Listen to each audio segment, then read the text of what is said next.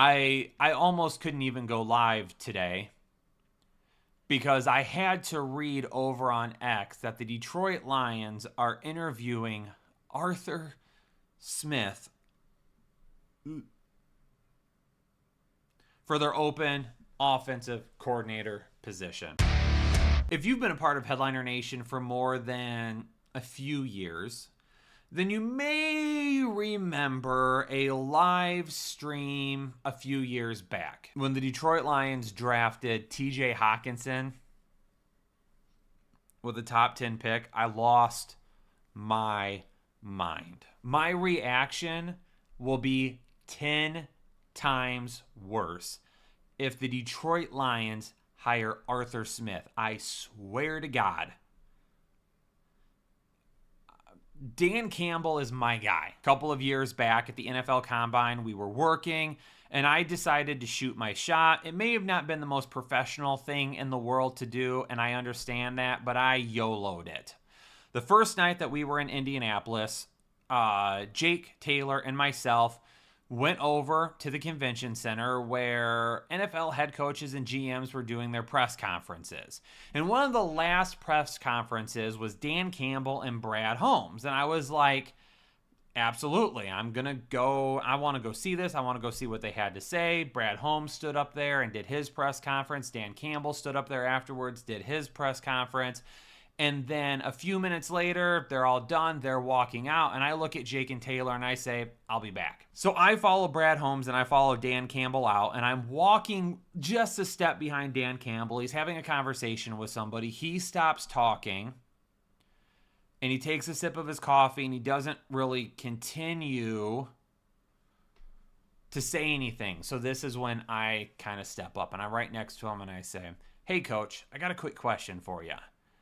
And he turns over and he says, yeah, man, what's up? And I said, I want to see if you can give me a little bit of advice on something. My son just started playing tackle football this year. And I have seen him in a very short amount of time grow a love for something that I haven't really seen at his young age as of yet. He loves football. He's a massive Detroit Lions fan and he thinks the world of you. Do you have one piece of information that I could take back to him? And I apologize for bothering you, but I would like to take him something back from this experience that I can share with him. Dan Campbell looks at me and he says, do you have your phone? I'll record a voice message for him. Hey, name redacted. It's Dan Campbell from the Detroit Lions. I hear that you're loving football right now. Your dad asked me to share a message with you on some things that I would encourage you to do. And it was the epitome of a Dan Campbell speech. And he was like, when things are a little too tough, when it gets a little bit too hot, when things are just, when they don't feel like you can go any further, he said, find a little bit more. Like, it was just the coolest thing in the world. And from that moment there, I will always support Dan Campbell no matter what. When he goes for what feels like the dumbest fourth down in the world, I will support Dan Campbell. When he makes a decision to not kick a field goal from the 20-yard line when you probably should take the points, my God, I'm going to support Dan Campbell. When Dan Campbell and Brad Holmes decide that they're going to make this move in the offseason or they're not going to make this move or whatever it may be, my God, I am going to support Dan Campbell because he gifted me with one of those moments that I will never forget with my son. I swear to God, Dan, if you hire Arthur Smith, it's going to be really hard. It's going to be really hard. You're my guy, Dan Campbell. You're my guy. You're my coach. I will support you. But if you think Arthur Smith is going to do anything for your organization that is positive, I can't support that. I can't support that. I am not supporting hiring Arthur Smith as the offensive coordinator in Detroit. The guy got gifted with Derrick Henry and A.J. Brown as an offensive coordinator in Tennessee. Do you know how many inept coaches at the NFL level, at the college level, at the high school level could coach and put together a good enough game plan to beat teams with Derrick Henry and A.J. Brown? It's not hard. It's not hard. Arthur Smith, you got a shot at being an NFL head coach because you had a guy that may go down as the greatest running back of all time in Derrick Henry, and one of the most insane athletes at the wide receiver position in A.J. Brown. You didn't have to do too much. And Mike Vrabel was your head coach. You sucked as a head coach in Atlanta. You couldn't get Bijan Robinson right. You couldn't get the ball to Drake London. You couldn't, with those guys, with Drake London and Bijan Robinson, you couldn't even put together a top 10 offense. And then you go to Pittsburgh for the last 2 years, and you couldn't do anything there either. It's the same bland offense.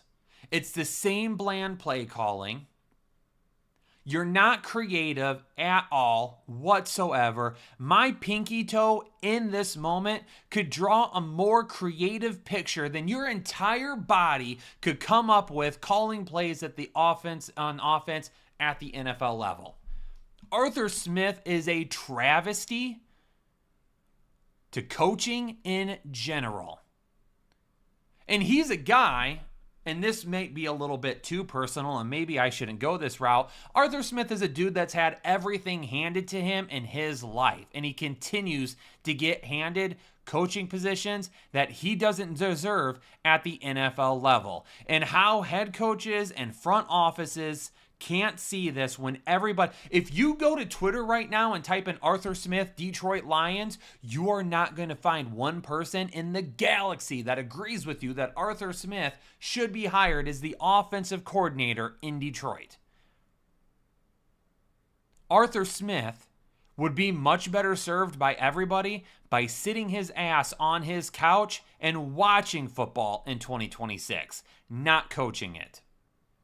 And the worst part about it is he is a pompous a-hole, because this dude walks around and thinks that his S doesn't sting. I'm trying really not to cuss too much. He doesn't think his stinks. That's all there is to it. And that's the way he handled himself in Atlanta when he would be asked questions, valid questions, respectable, valid questions about how he was handling his offense in Atlanta. He would have the most smug answers like, how dare you ask me that question? I'm an NFL head coach, and you are nothing but a lowly NFL reporter. He's not a good coach. He's not a good offensive coordinator. He's got a bland offensive scheme. He doesn't do anything well as an offensive playmaker, offensive play caller. And he's pompous, arrogant, rude, condescending. And I don't think he's a fit for anybody, especially in Detroit. And I'll go ahead and change this over to Pulse of the Nation, because I'm going to go to something WJM said about his dad owns FedEx, and he was... Where did my camera go? Where's my camera right now? Oh, we're back. Dude, we were on a roll. I am so upset right now. I was in the groove. I was in the groove. I broke the camera. That's what happened.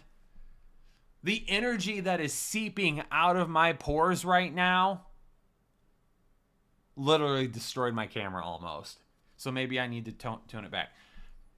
But like I was just saying about Arthur Smith, he's been handed everything. His dad owns FedEx. He's good friends with Arthur Blank. How do you think he got that job in Atlanta? So if the Detroit Lions hire Arthur Smith as their offensive coordinator, should I do a recorded video of me losing it? Analytics